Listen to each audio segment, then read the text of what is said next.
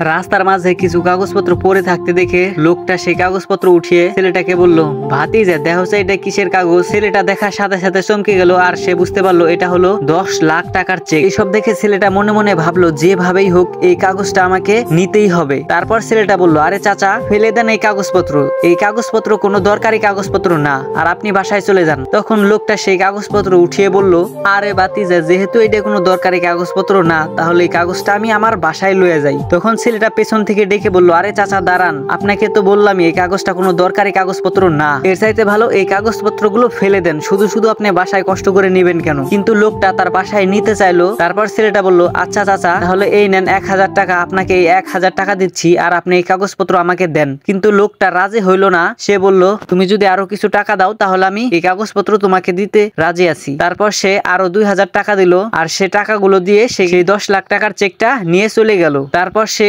তার বন্ধুকে বলল, বন্ধু আজকে তো আমি একটা বিশাল বড় দান মেরেছি, 10 লাখ টাকার চেক এক মূর্খ পেয়েছিল, তার কাছ থেকে আমি মাত্র 2000 টাকা দিয়ে কিনেছি। তারপর তার বন্ধু সেই কাগজটা পড়ে দেখতে পেল এটা 10 লাখ টাকার চেক ঠিক আছে, কিন্তু আরো 100 বছর পর সেই টাকাগুলো উঠাতে পারবে, তার আগে উঠাতে পারবে না। তারপর তার বন্ধু বলল, ওই লোকটা তো মূর্খ না, মূর্খ তো তুই, দেখ এখানে কি লেখা, 100 বছর পর তুই টাকাগুলো উঠাতে পারবি, তার আগে উঠাতে পারবি না। তারপর ছেলেটা বুঝতে পারলো বেশি লোভ করলে যা হয় আর কি, তার সাথে তাই হয়েছে। তো বন্ধুরা বেশি লোভ করা ভালো না, তো এই ভিডিওটা তার বাস্তব প্রমাণ দিল আর কি। তো বন্ধুরা ভিডিওতে লাইক করো আর কমেন্টে জানাও তোমার মতামত, চ্যানেলটাকে সাবস্ক্রাইব করে রাখো, কারণ তোমাদের জন্য সামনে অনেক ভালো ভালো ভিডিও নিয়ে আসতেছি।